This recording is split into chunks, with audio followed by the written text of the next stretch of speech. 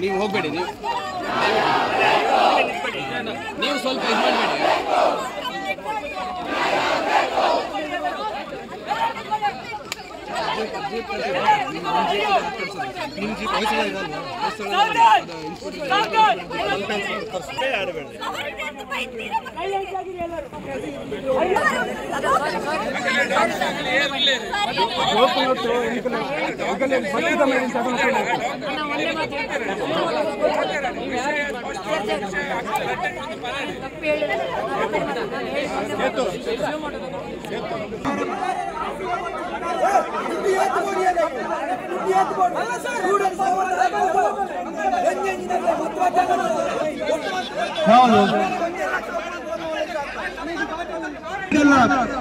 ನಾನು ಇನ್ನು ಮಣಿಪಾಲಲ್ಲಿ ಸಹ ಪೂರ್ ಪೇಷಂಟ್ಸ್ಗೆ ಸಾಕಷ್ಟು ಜನಕ್ಕೆ ಫ್ರೀ ಬಿಟ್ಟಿದ್ದೇನೆ.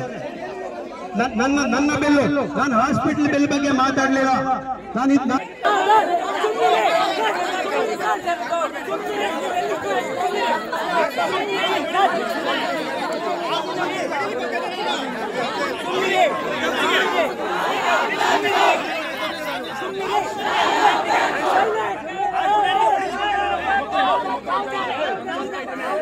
ನ್ಯಾಯ ಸಿಗ್ತದೆ ಅಲ್ಲಿ ತನಕ ಕಾಯಿರಿ, ಒಂದು 5 ನಿಮಿಷ ಸುಮ್ಮನೆ ಕೂತ್ಕೊಳ್ಳಿ.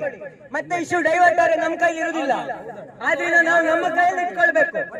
ಆದ್ರಿಂದ ದಯವಿಟ್ಟು ಸುಮ್ಮನೆ ಕೂತ್ಕೊಳ್ಳಿ, ಸೈಲೆಂಟ್ ಆಗಿರಿ ಸ್ವಲ್ಪ ಹೊತ್ತು. ಇದು ಎಬಿವಿಪಿಯ ಪ್ರತಿಭಟನೆ ಹಾಗೂ ಅವರ ಮಾತಿಗೆ ಒಂದು ಸ್ವಲ್ಪ ಬೆಲೆ ಕೊಡಿ.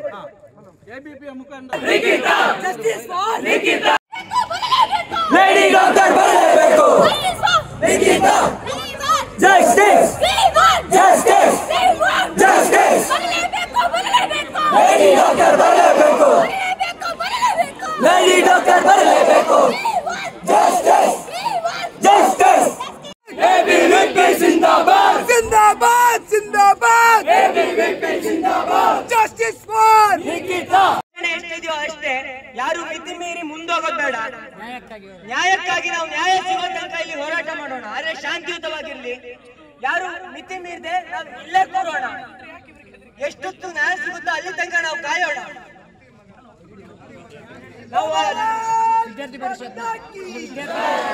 ಲೇಡಿ ಡಾಕ್ಟರ್ ಬರೋ ತನಕ ನಾವು ಇಲ್ಲೇ ಕೂರೋಣ. ನಮ್ಮ ವಿದ್ಯಾರ್ಥಿ ಪರಿಷತ್ನ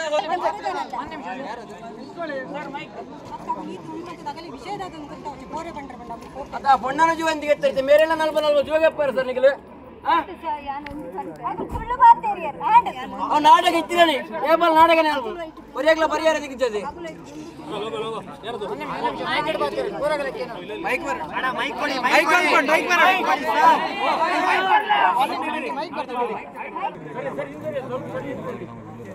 ಪ್ರತಿಭಟನೆಯಲ್ಲಿ ಸೇರಿರುವಂಥ ಎಲ್ಲ ಕಾರ್ಯಕರ್ತರಿಗೆ ಸೂಚನೆ ಏನಂದ್ರೆ, ನಾವು ಶಾಂತಿಯುತವಾದಂತಹ ಒಂದು ಪ್ರತಿಭಟನೆಯಲ್ಲಿ ಸೇರಿದ್ದೀವಿ. ಇದು ನಮ್ಮ ಮಧ್ಯದಲ್ಲಿ ಒಂದು ಅನೇಕ ಜನ ಬೇರೆ ಬೇರೆ ರೀತಿಯ ವರ್ತನೆಯನ್ನು ಮಾಡುವಂಥದ್ದು ಕಂಡು ಬಂತು. ಅದು ಇರಲಿ. ಈಗ ನಮಗೆ ವೈದ್ಯಕೀಯ ಮಾಡಿದಂತ ವೈದ್ಯರು ಏನಿದ್ದಾರೆ, ಲೇಡಿ ಡಾಕ್ಟರ್ ಏನಿದ್ದಾರೆ, ಈಗ ಬರ್ತಾ ಇದ್ದಾರೆ. ಅವರಿಂದ ಏನು ವ್ಯತ್ಯಾಸ ಆಗಿದೆ ಅಥವಾ ಯಾವ ರೀತಿ ಟ್ರೀಟ್ಮೆಂಟ್ ಮಾಡಿದ್ದಾರೆ ಅದನ್ನು ಹೇಳುವಂಥದ್ದಾಗ್ತದೆ. ಅವಾಗ ಮನೆಯವರು ಮಾತಾಡ್ತಾರೆ. ಅಂದ್ರೆ ಗೊಂದಲಗಳಿದೆ. ಯಾಕಂದ್ರೆ ನಾವು ಬೇರೆ ಆಸ್ಪತ್ರೆಗೆ ತಗೊಂಡು ಹೋಗ್ತೀವಿ, ಬಿಡಬೇಕಿತ್ತು ಅನ್ನೋ ದೃಷ್ಟಿಯಿಂದ ಗೊಂದಲ ಇದೆ. ಅದನ್ನು ಅವರು ಕ್ಲಿಯರ್ ಮಾಡ್ತಾರೆ. ದಯವಿಟ್ಟು ನಾವು ಮಾತಾಡೋದು ಬೇಡ, ಅವರವರೇ ಕ್ಲಿಯರ್ ಮಾಡ್ಕೊಳ್ಳಿ. ಇಲ್ಲಿ ಆ ದಿವಸ ಏನಾಯ್ತು ಅಂತ ಹೇಳಿದ್ರೆ ಅವರಿಗೆ ವಾಂತಿ ಆಗ್ತಾ ಇತ್ತು. ಸೊ ಅವರಿಗೆ ಬಾಯಿಗೆ ಟ್ಯೂಬ್ ಹಾಕಿದ್ರು. ಅವಳು ಅದನ್ನು ತೆಗಿಬೇಕಂತ ಹಠ ಮಾಡ್ತಿದ್ಲು. ಅದಕ್ಕೆ ನಾನು ಅವ್ರ ಅಮ್ಮನ ಹತ್ರ ಹೇಳಿದೆ, ಅದು ಹಾಗೆ ತೆಗಿಯುವಾಗಿಲ್ಲ, ಅದು ಇರ್ಬೇಕಾಗ್ತದೆ ಹೇಳಿದೆ. ಅದಕ್ಕೆ ಅವ್ರೇನ್ ಮಾಡಿದ್ರು, ಅವರೊಟ್ಟಿಗೆ ಇನ್ನೊಬ್ರು ಅವ್ರ ಕಸಿನ ಯಾರೋ ಇದ್ರು ಅಮ್ಮನೊಟ್ಟಿಗೆ, ಅವ್ರೇನ್ ಮಾಡಿದ್ರು ಇನ್ನೊಬ್ಬರಿಗೆ ಫೋನ್ ಮಾಡಿ ಕೊಟ್ರು. ಹೇಳಿದ್ರು ನೀವು ಅವ್ರ ಹತ್ರ ಮಾತಾಡಿ, ನಮ್ಗೆ ಅದರ ಬಗ್ಗೆ ಅಂತ ಗೊತ್ತಾಗುದಿಲ್ಲ ಅಂತ. ನಾನು ಅವ್ರ ಹತ್ರ ಮಾತಾಡಿ, ನಂಗೆ ನಿಜ ಹೇಳ್ಬೇಕಂದ್ರೆ ಅವರ ಹೆಸರು ಗೊತ್ತಿಲ್ಲ, ಅವ್ರದ್ದು ಆಂಟಿ ಅಂತ ಹೇಳಿದ್ದಾರೆ. ನಾನು ಅವ್ರ ಹತ್ರ ಮಾತಾಡಿ ಹೇಳಿದ್ದೇನೆ, ಹೀಗೀಗೆ ಅದು ಟ್ಯೂಬ್ ಹಾಕಿದ್ದು ತೆಗಿಲಿಕ್ಕಿಲ್ಲ, ಬಟ್ ಅವಳು ತುಂಬಾ ಹಠ ಮಾಡ್ತಿದ್ದಾಳೆ. ಅದಕ್ಕೆ ಹೇಳಿದಾಗ ಅವರು ಏನೇ ಆಗಲಿ ಅದು ಟ್ಯೂಬ್ ತೆಗೀರಿ ಅಂತ ಹೇಳಿದ್ರು. ಸರಿ, ಹಾಗಾದ್ರೆ ನಾವು ಅದು ತೆಗಿತೇವೆ, ಬಟ್ ಅದು ನೀವು ಬಾಯಿಗೆ ಅಂತ ಅವರಿಗೆ ಫುಡ್ ಅಂತ ಕೊಡ್ಲಿಕ್ಕಿಲ್ಲ.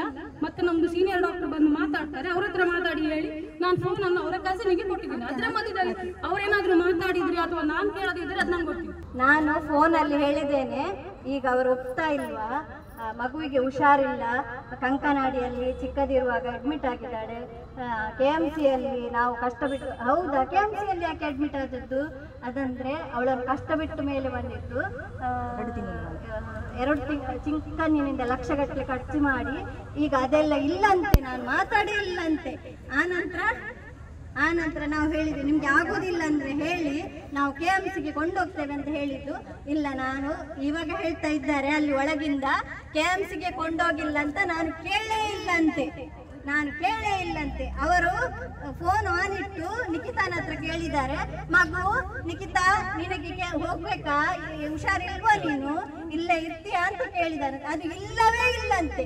ನಮ್ಗೆ ನ್ಯಾಯ ಸಿಗದಿದ್ರು ಪರವಾಗಿಲ್ಲ, ಮಕ್ಕಳೇ ನಿಮ್ಮ ಇದಕ್ಕೆ ಏನು ತೊಂದರೆ ಆಗ್ಬಾರ್ದು, ನೀವು ಮನೆಗೆ ಹೋಗಿ.